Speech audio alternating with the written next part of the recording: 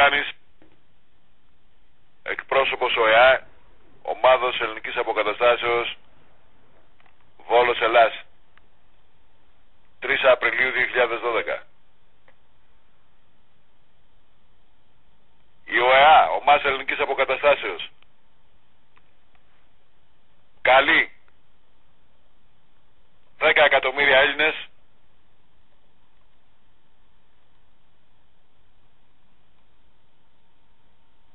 να ιδρύσουν ατύπως και χωρίς να γνωρίζονται μεταξύ τους και χωρίς να καταχωρήσουν τα ονόματά τους σε καταλόγους ουδενός κόμματος,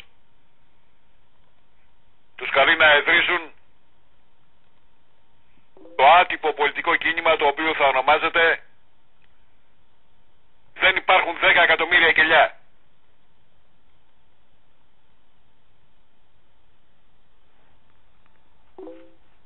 Καλούμε τους Έλληνες να επαναστατήσουν με κάθε δυνατό τρόπο.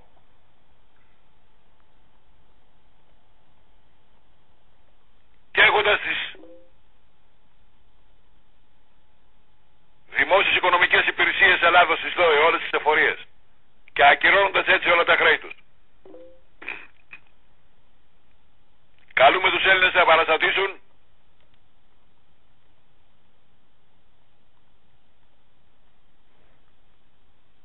αρνούμενοι να πληρώσουν οδήποτε οφειλή τους προς το προδοτικό μασονικό ελληνοεβραϊκό δημόσιο.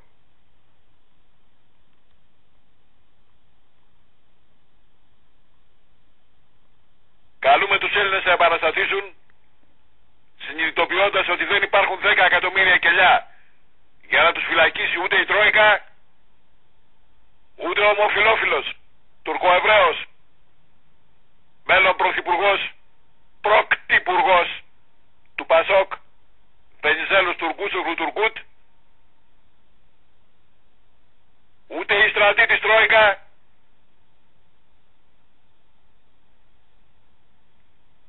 ούτε η μασονική κυβέρνηση του Παπαδήμα, του ελεηνού αυτού υποκειμένου, το οποίο έχει γαμηθεί στις τεκτονικές θέσεις από όλες τις τρύπες του, με τελετουργικές πρακτικές συνουσίες.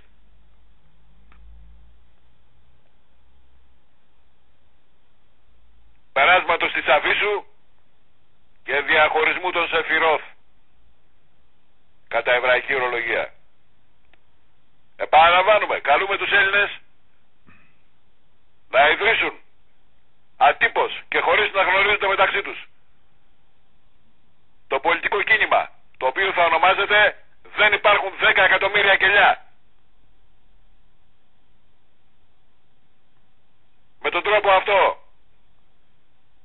οι Έλληνες θα ξεπεράσουν δυστυχώς την δειλία η οποία τους χαρακτηρίζει αυτή τη στιγμή και τους φόβους οι οποίοι τους χαρακτηρίζουν αυτή τη στιγμή, ότι αν κινηθεί κάποιος μεμονωμένος Έλληνας εναντίον του ελληνοεβραϊκού πορθέλου που ονομάζεται ψευδός ελληνικό κράτος, ότι θα φυλακιστεί, θα διωχθεί αυτός ο Έλληνας, ότι θα έχει συνέπειες άσχημες στην οικογένειά του και άλλες φοβίες τις οποίες χαρακτηρίζουν το σημερινό νεοέλληνα. Υπενθυμίζουμε χάρη της ιστορικής αληθείας ότι αυτή τη μέθοδο, το ότι δεν υπάρχουν κελιά για έναν ολόκληρο λαό, την εφάρμοσε ο πελαζικής καταγωγής Ινδός Γκάντι στην Ινδία, και με τον τρόπο αυτό εξεδίωξε από την Ινδία τον αγγλικό στρατό, τον αγγλικό απικιοκρατικό στρατό Ινδίας. Η μέθοδος ήταν απλή. Έδωσε εντολή στους Ινδούς μην προσφέρετε καμία υπηρεσία και μην πληρώνετε καμία οφειλή χρηματική προς τους Άγγλους απικιοκράτες. Με τον τρόπο αυτό τα αγγλικά στρατόπεδα στην Ινδία έμειναν χωρίς νερό, χωρίς τρόφιμα, χωρίς καθαριότητα και οι Άγγλοι στρατιωτικοί οι οποίοι χρησιμοποιούσαν για κάθε οικογένειά τους 20 Ινδούς δούλους ξαφνικά βρέθηκαν μέσα στις απέραντες επαύλεις τους να κολυμπάνε στη βρωμιά, να μην έχουν να φάνε λόγω ελλείψεως προμήθειας τροφίμων και να μην έχουν να πιούν νερό. Έτσι σύσσωμος ο αγγλικός στρατός αναγκάστηκε να φύγει από την Ινδία. Μην προσφέρετε λοιπόν καμία υπηρεσία Έλληνες προς τα βρωμερά καθάρματα στις οικίες των Ελλήνων βουλευτών και υπουργών. Καλούμε τους υπαλλήλους τους ΔΕΗ να κόψουν το ρεύμα,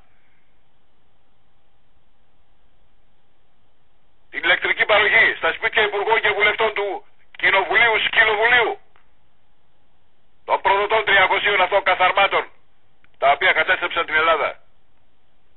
Καλούμε τους υπαλλήλους των υπηρεσιών ιδρεύσεως των ελληνικών πόλεων να διακόψουν την παροχή ύδατος, ιδρεύσεως προς όλα αυτά τα καθάρματα στις οικίες υπουργών, πρωθυπουργών, προέδρων Δημοκρατίας, του Εβραίου Πούστη, προδότη, Κάρολου Παπούλια, του προδότου της Συμφωνίας της Μαδρίτης με την οποία παραχώρησε όλο το Αιγαίο στους Τούρκους δια στην εκμετάλλευση πετρελαίου, με αποτέλεσμα η Ελλάδα να μην μπορεί να κάνει εξορίξεις πετρελαίου ούτε φυσικού αερίου στο Αιγαίο.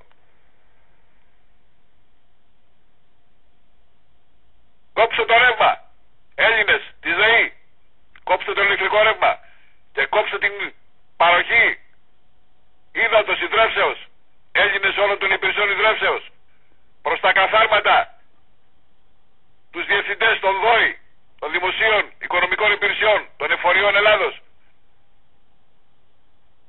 οι οποίοι έγιναν χειρότεροι από τους Τούρκους φορατζίδες των 400 ετών τουρκικής κατοχής της Ελλάδος και έχουν οξωτώσει τους Έλληνες νοικοκυρέους και τους Έλληνες επιχειρηματίες με φόρους οι οποίοι οδηγούν την Ελλάδα και τους Έλληνες μαθηματικά στην πείρα και στην πτώχευση.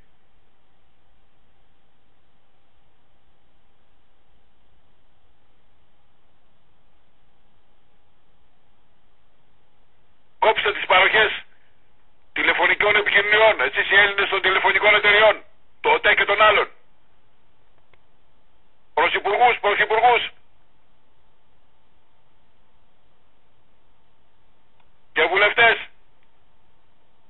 και των μπορδέλων των γραφείων τους, τα οποία κρατάνε, διατηρούν ακόμη με 3-4 ακριβοπληρωμένους υπαλλήλους ο καθένας στις ελληνικές πόλεις για να συνεχίσουν το όργιο των ρουσφαιών τους και της καταστροφής της Ελλάδος. Αυτή είναι η πελασγική ανδρομέδια Αχίμσα,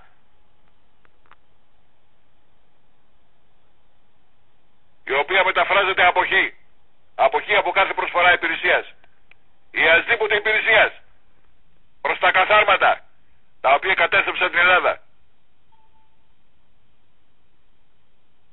Προειδοποιήστε δε και τους τραπεζίτες ότι θα τους συμβεί το ίδιο, ότι θα κοπεί η ίδρυυση και η παροχή ηλεκτρικού ρεύματος στα σπίτια τους εάν συνεχίσουν αυτή την τακτική καταλυστεύσεως των Ελλήνων.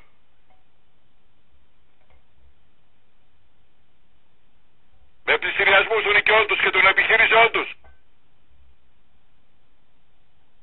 Αυτή είναι η πελασγική ανδρομέδια Αχίμσα, αποχή προσφοράς υπηρεσιών προς προδότες και ανεπιθύμητους. Καλούμε τους Έλληνες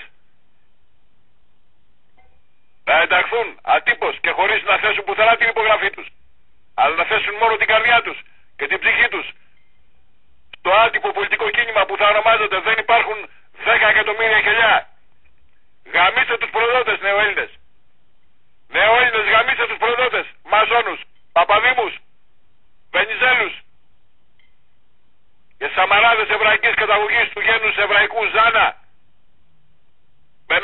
Σάλιμ Μπεν Χιράμ και τον συνειδητό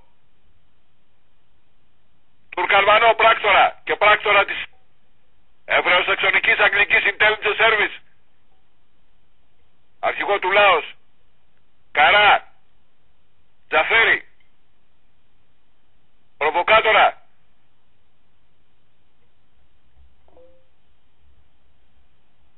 της αρχηγίας της Ελλάδος επί του ΝΑΤΟ και κατόπιν επιθέσεως αυτού του ελληνικού δίθεν ΝΑΤΟ εναντίον του συμφώνου του Σαγκάης ή αγγλιστή Pact of Shanghai ή κατά την ορολογία της ΟΕΑ άξονος ΡΙΚ Ρωσίας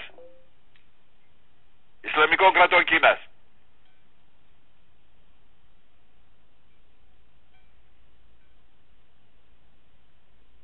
Κόψτε το ηλεκτρικό ρεύμα και την παροχή υδρεύσεως και την παροχή ασδήποτε άλλης υπηρεσίας προς τα βρωμόσχυλα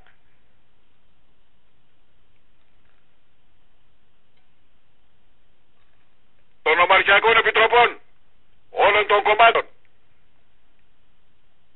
ως των ομαρχιακών επιτροπών οι οποίες λυμμένονται τις ελληνικές πόλεις με τα ελεηνά τους κρουσφέτια πριν και μετά τις εκλογές. Τις εκλογές που έρχονται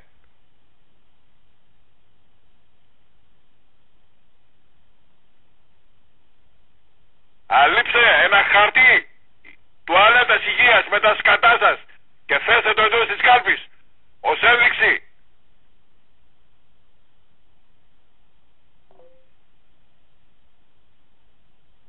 της αηδίας σας δια όλο το σκηνικό, το πολιτικό, το προδοτικό στο οποίο έχει μεταλλαχθεί ο πολιτικός κόσμος της Ελλάδος. Όσοι δεν θελήσετε να το κάνετε αυτό, θέστε ένα ψηφοδέλτιο με τον ετοιμότερο αυτή τη στιγμή Έλληνα πολιτικό, ο οποίος ονομάζεται Λεβέντης, της Ενώσεως Κεντρών. Δεν έχει όλη την πληροφόρηση η οποία απαιτείται για να διοικήσει την Ελλάδα. Όμως, αν του δώσετε φωνή, θα μπει στο μπορδέλο το οποίο ονομάζεται Ελληνοεβραϊκή Βουλή και είναι έτοιμος να τους γαμίσει όλους με τις αλήθειες που θα εξτομίσει και τις οποίες ήδη εξτομίζει με κίνδυνο της ζωής του. Επαναλαμβάνουμε για τελευταία φορά, Έλληνες, εγγραφείτε ατύπως και χωρίς να θέσετε πουθενά το όνομα και την υπογραφή σας στο πολιτικό κίνημα το οποίο ονομάζεται «Δεν υπάρχουν 10 εκατομμύρια κελιά». Επαναστατήστε τώρα. Εάν επαναστατήσετε ταυτόχρονα όπως έκαναν οι Ινδοί υπό την οδηγία του Γκάντι, θα διώξουμε τους προδότες εδώ από την Ελλάδα και θα προσπαθήσουμε να οργανώσουμε μια χώρα με εντύμους ανθρώπους, νέους επιστήμονες με μέγιστη ηλικία 30 ετών, πρωθυπουργοί και υπουργοί το πολύ ως 36 ετών, για να μην προλάβουν να έχουν διαφθαρεί, για να μην έχουν προλάβει να διαφθαρεί από το βρωμερό πολιτικό σκηνικό το οποίο τους περιβάλλει και θα θελήσει να τους διαβρώσει και να τους διαφύρει.